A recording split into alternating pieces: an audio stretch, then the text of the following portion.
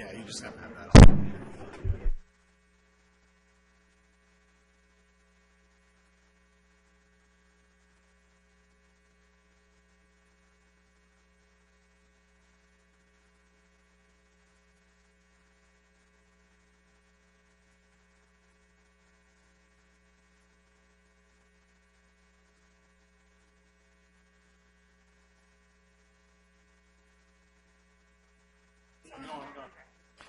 Can we get everyone to hand their seats so we can start? Yeah, today we are not using technology. We're going back to the old-fashioned ayes and nays and doing what we used to do. So ignore your tablet on the side. They're not working. So with that, we'll call our meeting to order, and we'll start with roll call. Certainly. City of Banning. Here. City of Beaumont. City of Calamasa. City of Canyon Lake. City of Corona. Here. City of Eastvale. City of Hemet. Here. City of Europa Valley. City of Lake Elsinore. City of Menifee. City of Moreno Valley. City of Murrieta. City of Norco. City of Paris. City of Riverside. City of San Jacinto. Present. City of Temecula. I am here. Thank you, sir. City of Willamore. County of Riverside District 1. County of Riverside District 2. County of Riverside District 3. Here. Thank you, sir. County of Riverside District 5. Eastern Municipal Water District. Western Municipal Water District. Here. Morongo Band of Mission Indians. Riverside County Superintendent of Schools. W.R. Cog TAC Chair. That concludes roll call, and we have quorum. Thank you. I'm going to ask our newest employee, Casey Daly, who is now our Energy Environmental Director, to lead us in the pledge. Very much. Put your hand over your heart. Join me in the Pledge of Allegiance. Ready? Begin. I pledge allegiance to the flag of the United States of America and to the republic for which it stands, one nation, under God, indivisible, with liberty and justice for all. Thank you. Do we have any public comments? I have no requests. Okay, next we have our consent calendar. Do we have any items to be pulled by anyone? If not, we have items A through N. Do we have a motion to approve? San Jacinto moved. What, can you give a city? Norco? Yes. Okay. Did we City of Eastvale abstained from item F. Thank you, sir. Madam Chair, as an alternate to Brenda Denstead, I will abstain from the action. Okay. That was Western? Western Municipal Water District. Western Municipal Water District. Thank you, sir. Okay. And I'm abstaining on item C. Thank you. Okay. What, do we have any other abstentions? Do you have any questions or discussions? All those in favor? Do we have any opposition? Motion passes. Next, we'll move down to our reports and discussions. Our first item is the PACE program's activities update. Crystal? Oh, Casey.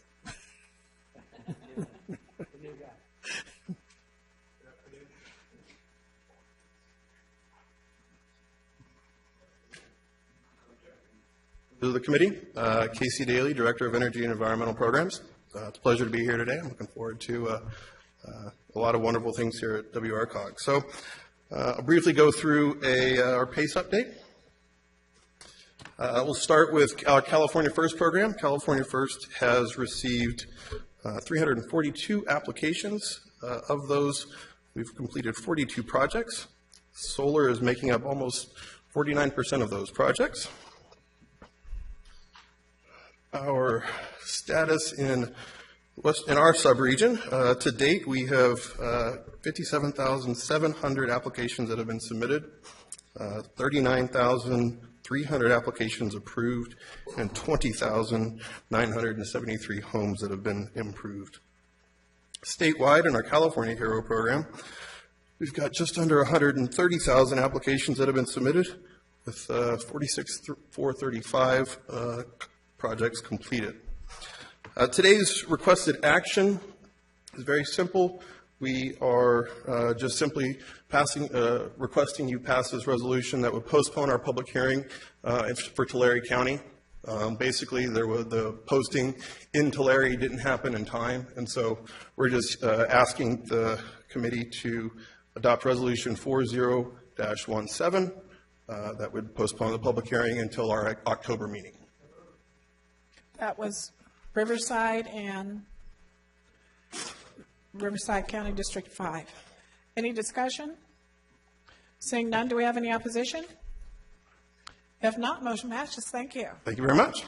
Next, we'll have our presentation on the California water fix, and I've heard it's going to be a whole 5 minutes, right?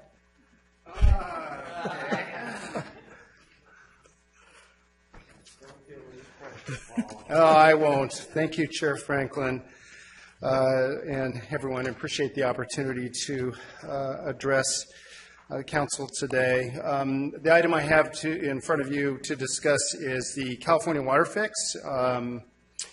I'm here on behalf of not only Eastern Municipal Water District, but Western Municipal Water District. We are the two Metropolitan Water District member agencies in the region, and we want to encourage a strong support for the water fix and direction to staff to send a letter both to the governor and the Metropolitan Water District of California, Southern California, supporting their actions to implement the water fix. Probably a little bit of background that's important is we are dependent on imported water to a very great extent in Southern California, and particularly in Riverside County.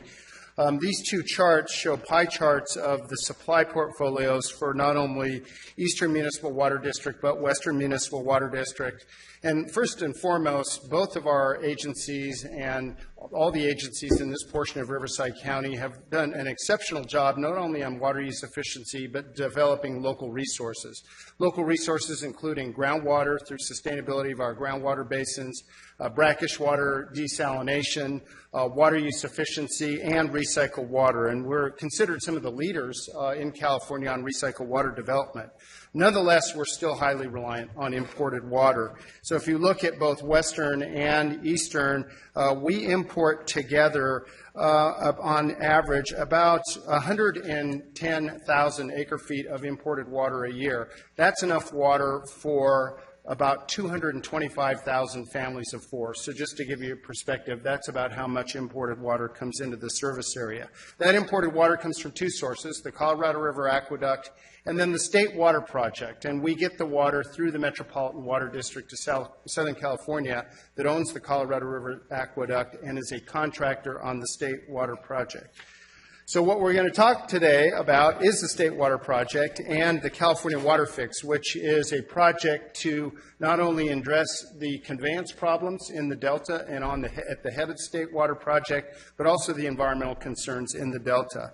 So the Sacramento-San Joaquin Delta, in which the State Water Project emanates from, is shown in the map of California.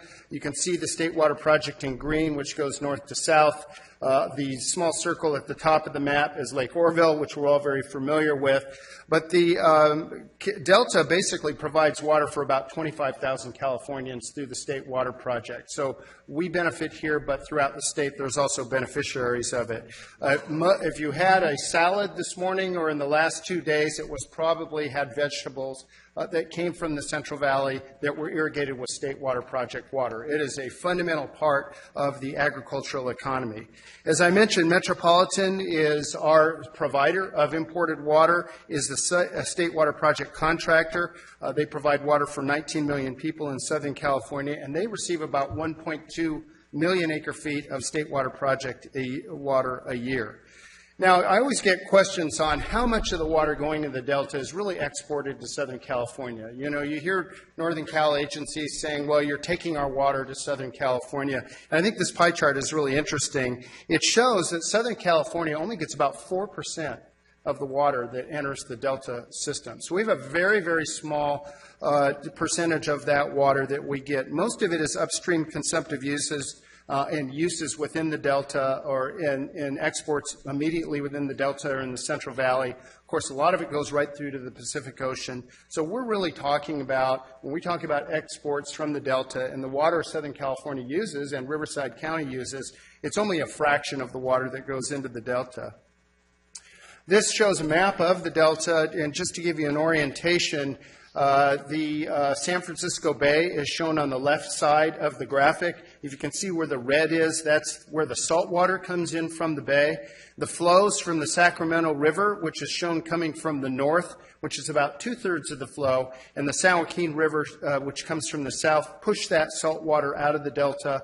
And then the delta itself is a patchwork of farmlands that are surrounded by canals and sloughs, about 700 miles of canals and sloughs. Those canals have levees around them that were built at the turn of the century. They're not built to Army Corps of Engineers standards. So if there was a major earthquake in the delta, those levees could fail. The salt water would then come into the delta, and then it would basically make the water that would be pumped out of the delta too saline to drink. So there are several risks in the delta. Seismic risk is only one of them. I'll talk about the others in a moment. But if you look at the two rivers and you look at the bottom of the map, you can see a small lake or a forebay, the Clifton Court forebay, and that's where water is pumped out of the delta. So it's about 35 miles away from the Sacramento River, which is where most of the water comes into the delta. So it's a basic plumbing problem. What occurs is when the pumps are pumped to take water to the Central Valley in Southern California, it changes the natural flow regime in the delta, which has an environmental impact on the endangered species and has restricted the pumping over the years. So this is kind of a list of what's happened to the delta. As long as I've been in the water business, the San Francisco Bay Delta estuary and the failing ecosystem in the Bay Delta estuary has eroded the water supply that we've been able to export. So as I mentioned, there are not only endangered species decline, but there's non-native species in there. There's all sorts of things that are affecting the habitat, and in turn, that is affecting the pumping. And then you have physical risks, as I mentioned, the seismic risk from the levee failure and potential sea level rise and subsidence. So even the environmental community realized the status quo in the delta is not sustainable. So the governor, in concert with the other state water project contractors, proposed the California Water Fix. It is a conveyance system improvement, which I'll show you in a moment, which ensures not only a more constant water supply, but it ensures that the exports are protected from sea level rise, seismic risk, and some of the other issues on the delta. But it includes tunnel facilities and intakes. You've heard the term twin tunnels, these two tunnels. I'll talk about those in a moment. But again, it restores the natural flow patterns to the delta, and it is funded through the water rates, water reusers rates. The other side of it is the California Eco Restore, and it's a companion project to take portions of the delta out of farming, restore the habitat, and address some of the endangered species issues. So this graphic shows the California Water Fix superimposed on the previous picture. The two purple dashed lines in the middle are the two tunnels, the twin tunnels that you heard about. They would essentially put two intakes in the Sacramento River, again, where most of the water comes in through the delta. Those tunnels would go underneath the delta, and then they would daylight at the forebay where the pumping occurs to bring water into Southern California. They're 26-foot gravity flow tunnels that would be 30 miles long. These are not the largest tunnels ever built in the United States. There's much larger tunnels both in Seattle and Boston and some other places as well. The cost of the project is about $14.8 billion, including the direct mitigation. But if you look at all of our other water supplies, overall, when this project is implemented, and bear in mind the construction duration of the project is over 15 years, overall the net increase of water rates would be about $2 to $3 per month. So it's very affordable in terms of the additional water supply benefit and security it provides to our economy. So this shows kind of different water supply costs that we have in Eastern. You can see, and the labeling's a little off here, but our groundwater is our cheapest water supply, then our desalted water. And met water is shown there on the left, and the incremental cost on the met water is fairly nominal relative to other water supplies such as ocean desalination, which are shown on the right, and indirect potable reuse of recycled water. So the top benefits to the Inland Empire is, first, we're protecting the region's most significant imported water supply. Not only is it the largest imported water supply we have, it also has the lowest salinity. That's important for maintaining water recycling and maintaining our groundwater basins so they don't accumulate salts. It gives us the ability to be able to, in a wet year like this, to move a lot of water out of the delta. We can put it in our groundwater basins and have that for future years, so we are able to capture that wet water. And of course, it also provides additional water supply benefits. And Southern California would get about 250,000 acre-foot per year more water, or enough water for about 500,000 families a year more with the implementation of the project. So there's a number of actions that are happening right now. The governor has asked all the major contractors on the State Water Project to take action to commit their support for the project in September and October. There are a number of the major contractors throughout the state are scheduled to do that, including Metropolitan. In preparation of this, Metropolitan prepared some very detailed policy papers on physical infrastructure, operations, finance, and cost allocations. They also had a presentation from the California Department of Fish and Wildlife on the Delta restoration efforts. Those papers are posted online on Met's website. If you have difficulty sleeping, you might want to take a look at those. But they are very detailed, very well written, and actually very comprehensive in terms of that analysis. So Met has scheduled a board workshop to take board action on September 26th. The chairman of the board of the Metropolitan Water District of Southern California is Randy Record. Many of you know him. He serves on Eastern's board of directors. Randy has been on the phone a lot over the last few weeks to get everything organized for this really landmark vote on this very important project. This shows the schedule, and you know we all have worked on projects, and we all have been involved in environmental impact reports and permitting. This is the monster of projects to build, as you can imagine. So with the approval of the project, the actual project would be online. The construction duration is 13.1 years just for construction. So there would be about 2 years of design before that. And so overall, about 16 years from now, the project would be completed. So with that, the action we're requesting of WRCOG today is obviously to continue to support the California Water Fix. I've been here several times before, and I appreciate the opportunity to speak again on this. I promise I won't come back for the short term to talk about the Water Fix. But also, I think importantly, to submit a letter of support to Metropolitan Water District and the Governor's Office, very importantly, committing Riverside County's support for this very, very important project. And we've also would like to coordinate with WRCOG staff to provide some testimony at the Metropolitan Water District workshop. So with that, are there any questions I can answer? Thank you, Randy. No, Paul. I'm Paul. sorry. You talked more than 5 minutes. I lost it. I'm sorry. No, I'm just kidding. One question for you in regards to while construction is going on, will there be any impact on the water supply coming to the south? No. The way the construction's being staged is they will have the primary portion of the construction that takes the longest is the actual tunneling, the tunnel boring. They're going to have 4 tunnel boring machines that will be working at 2 headings that will go in different directions to start that tunnel boring process. Metropolitan has also acquired property in the Delta to be able to place the tunnel spoils or the dirt that's dug out on and place that. But that is really the longest process. But they are using 4 tunnel boring machines. Interestingly, just an interesting fact, one of the tunnel boring machines costs $55 million a piece, and they're getting 4 of them going at one time. So it gives you an idea of the magnitude of this project. So what are you going to do when you finish with them? Pardon? What are you going to do with them when you finish with them? Well, I think the contractor will find other uses for them, hopefully. Okay, and the second question is, can you give a copy of your presentation for everybody to be able to have later if they Oh, want to absolutely. review it? And we can also provide some links to some of those additional reports and white papers that Met has put together, the presentation and materials, and we'd be happy to provide that, Chair Okay. Franklin. Great, thank you. We have Harupa Valley. Just a quick question. I'm very supportive of this, but you mentioned the levees. Does this water fix have any component that's going to help strengthen those? I know you mentioned something about certain lands would go back to farming, but I wasn't sure what that really meant for the levees. Sure. The project, of course, by virtue of having the tunnels, you have a way to convey the water that's independent of the levee system. However, in concert with the tunnel construction, there are key levees that are going to be strengthened so water can flow through the delta in better reinforced levees.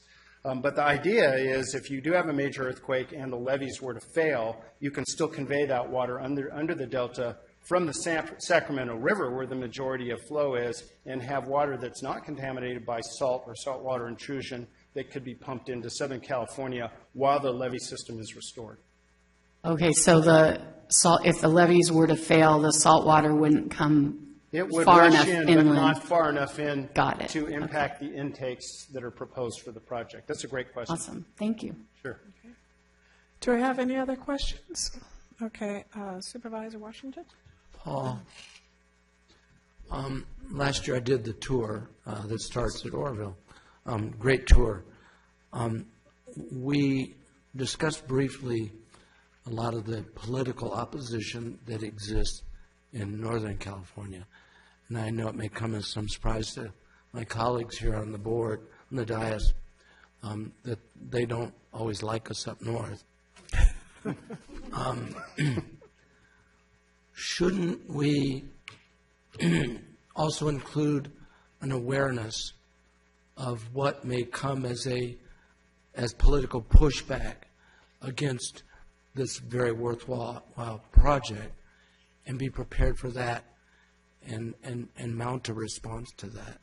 Sure. Of course, the last time a major improvement to the Delta was taken up was in 1982, when there was a vote on what was called the peripheral canal. That project was going to function very similarly. It would have taken water from the Sacramento River, taken it around the Delta in an open channel, and then put it into the Clifton Court forebay.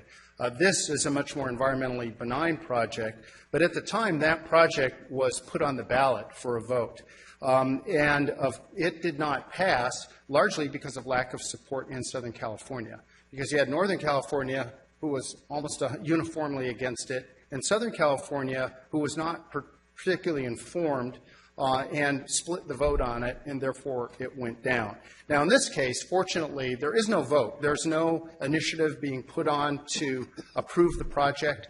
The project is being put forth by the state agencies, so the contractors themselves need to vote to participate in the project. But I think, to your point, Supervisor Washington, what we do need to be watchful of is should a ballot initiative be put on prospectively that would either stall or attempt to stop the project in any way. There's a number of agencies, our agencies, as well as a group called the Southern California Water Committee. They're doing a very extensive elected official outreach through social media and other means. So there's a number of different education campaigns underway. But one of the things, it's very difficult for Southern Californians to engage in a project that's 500 miles away. And despite Sheriff Franklin's direction, I can't explain it in less than 10 to 15 minutes. It's very complicated. There's no elevator speech that goes with the project. It's quite complicated.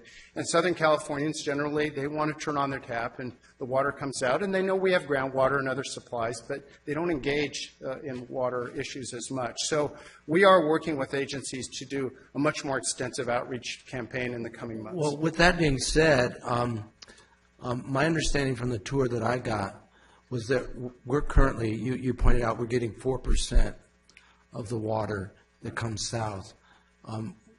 We're not even getting what we were promised. Correct. As a part of the state water project. Right. What was the number Well, that we were promised? Metropolitan on average gets about 1.2 million acre feet per year. Their contracted entitlement is 2 million acre feet per year. So this is a system that functions normally at about 60% of its entitlement levels. At the peak of the drought, we only got 15% of the water that was available, or 15% of the entitlement. Of what we were promised. Yeah, and of course, we came through the drought quite well because we've invested in alternative supplies, Diamond Valley Lake, we have storage, surface and groundwater storage, but still, with the situation in the Delta and the eroding ecosystem, it is going to continue to erode that water supply. And then also you have the seismic risk and other risks that could knock the water supply out for 2 to 3 years if you had severe saltwater intrusion. And without this, this project going forward, we're still sending almost 50% of the Delta water out into the ocean. That's correct.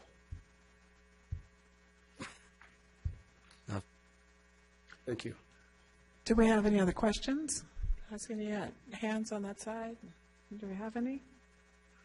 Thank you, and I really didn't mind you taking more than 5. Thank you very much. Thank you. Do we have a motion to authorize the executive director to transmit the letters of support?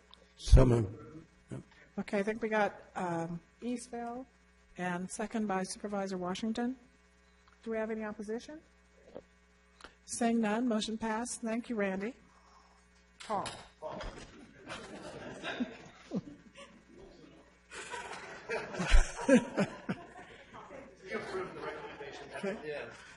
Thank you. I'll make sure that I don't sign the letter check. Next, we'll have a report from Aaron from the League of California Cities.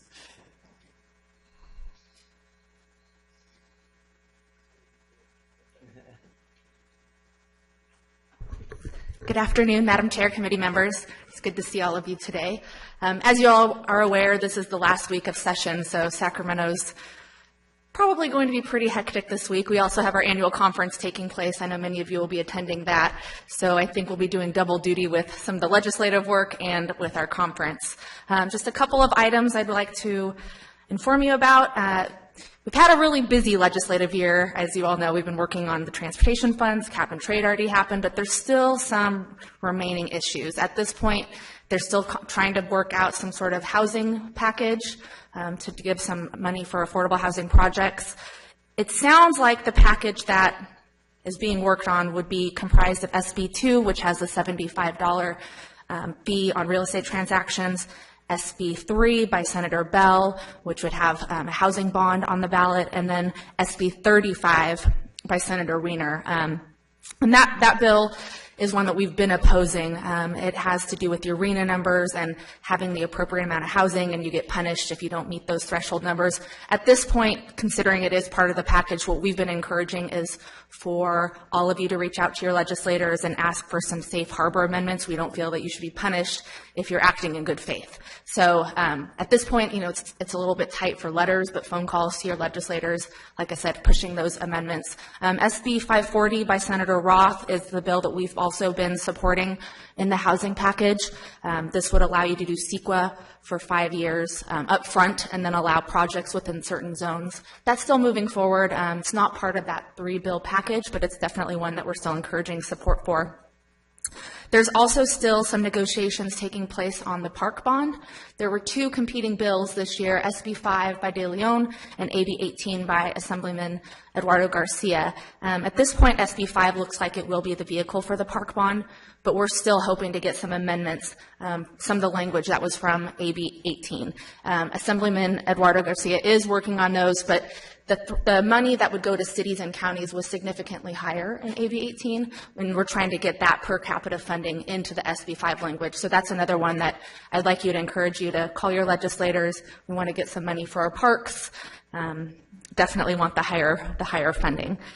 The bill that I know I've talked about every time I'm here, SB 649, our favorite small cell bill, is unfortunately still moving forward, and it's a pretty tough hill battle for us. So when you're making those phone calls, please encourage your legislators to vote no. They've been supporting it this whole time, basically saying, oh, there'll be amendments, oh, your concerns are being listened to. You know, we want the discussion to continue. Well, we're at the end of the session now, and this bill is likely making it. ARP has come out opposed. Department of Finance actually came out opposed to this, which gives us some hope, potentially with the governor.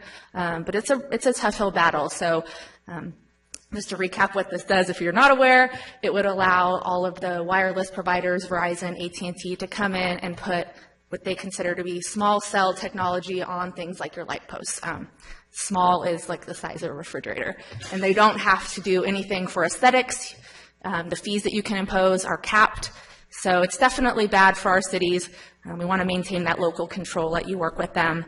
So like I said, there's a lot of misinformation out there. They keep saying that you'll get better wireless technology. Not actually true. They do say that they will allow for aesthetics. It's not in the bill language. So when you hear from these companies and they say these claims, ask them to show you where is that in the bill, because a lot of what they're saying is not actually there.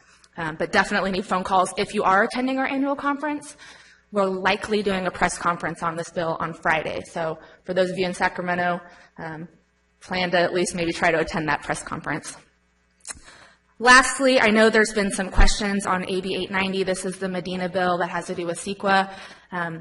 I know there's been several rounds of amendments. Just recently, there was amendments on Friday. The league is still going to remain neutral, but it's definitely a bill that I want you to look at. The reason we're staying neutral, just for those of you that have been watching this bill, is because it kind of allows for local control. So don't want to say how your cities should support or oppose this bill. I mean, it's really up to your discretion. I think you should be looking at it, talking to your city attorneys. But from the league's perspective, we will be staying neutral on that bill.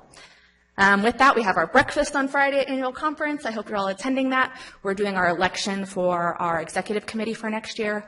The agenda packet has gone out with the recommendations from our nominating committee. It is one vote per city, so you may want to discuss it amongst your cities for who you want to support for that.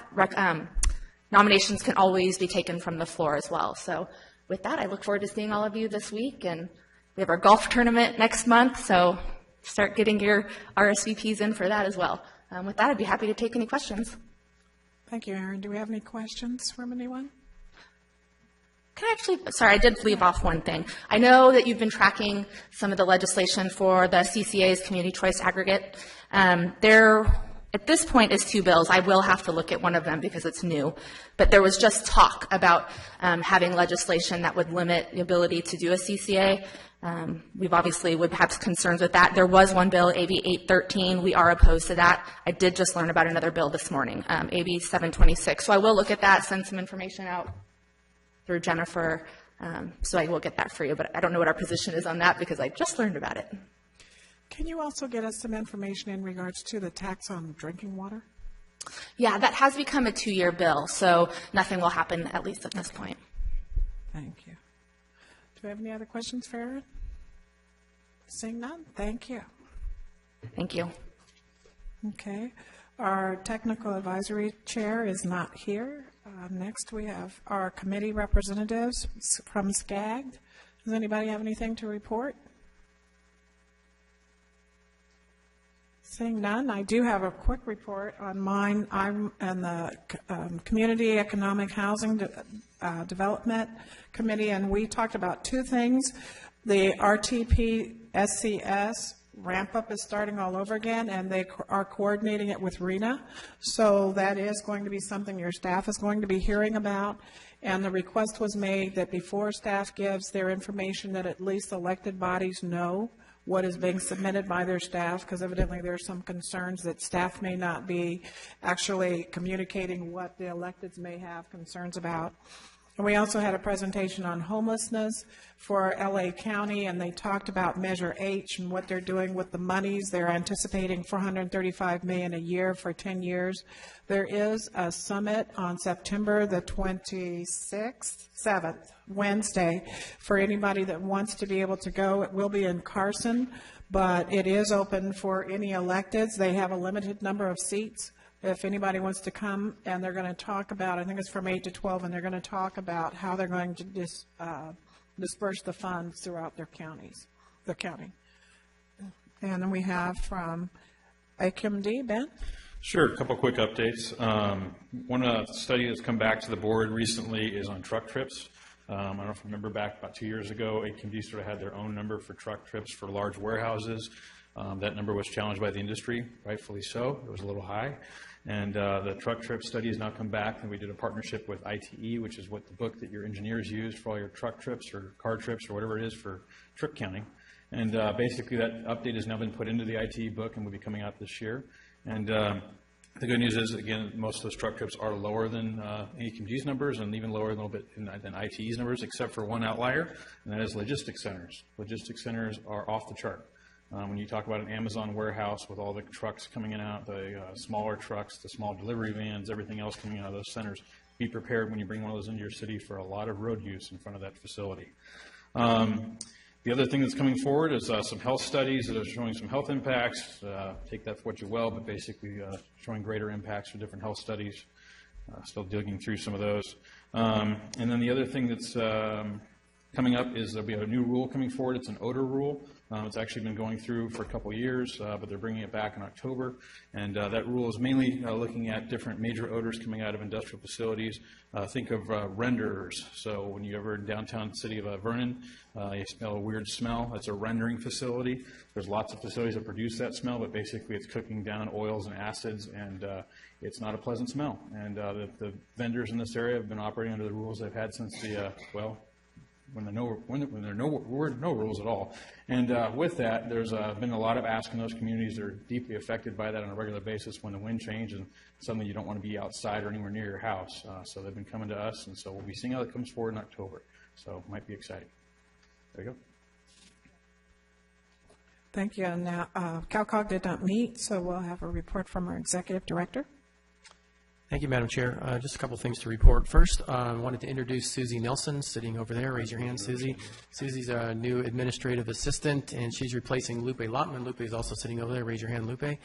Lupe has moved over to our PACE program activities, given the increased workload there. So Lupe's shown multifunctionality, so we appreciate her moving over, and we're glad to have Susie on board as well. Also wanted to mention that we have a tentative date of October 12th for an executive committee, technical advisory committee, planning directors, public works directors, finance directors workshop visioning session. We haven't had a visioning session for WRCOG in several years, and so this will provide an opportunity for us all to kind of take a look at all the things that we're up to, make sure that the agency priorities that you have set are still in place, or if there are any new initiatives that you're interested in having us get involved in or not get involved in. So mark your calendars, and we'll be providing more information on that as we go. I know the chair mentioned the upcoming homelessness workshop in LA County. We'll certainly be attending that, and you do know that we have provided a number of cities in the WRCOG subregion with some funding to address homelessness, at least on a preliminary basis.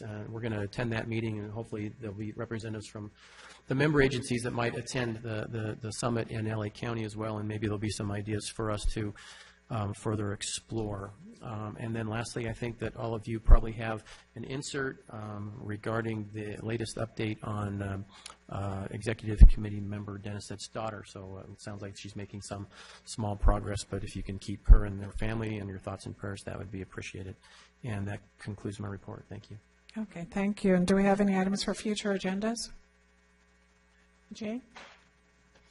I was just curious, there was a mention I noticed in the newspaper about traffic and doing a summit for traffic, and I was wondering if it wouldn't be appropriate to have that discussion here, since a lot of that affects not just the few cities that were mentioned, but some of us where the funnel ends up of people going to Orange County. So if that's a discussion we want to have here, we should at least decide whether that makes sense or not, since it would involve more of the cities to be able to participate. You know, that sounds like one of the topics maybe that would be good with our visioning workshop, to talk about what we would want to do with that. Do we have any other suggestions for future agendas? Seeing none, do we have any general announcements? Everybody's so excited. Okay. Then our next meeting will be on October the 2nd. And unless there's anything else, then we stand adjourned. Thank you. And I can get out of here.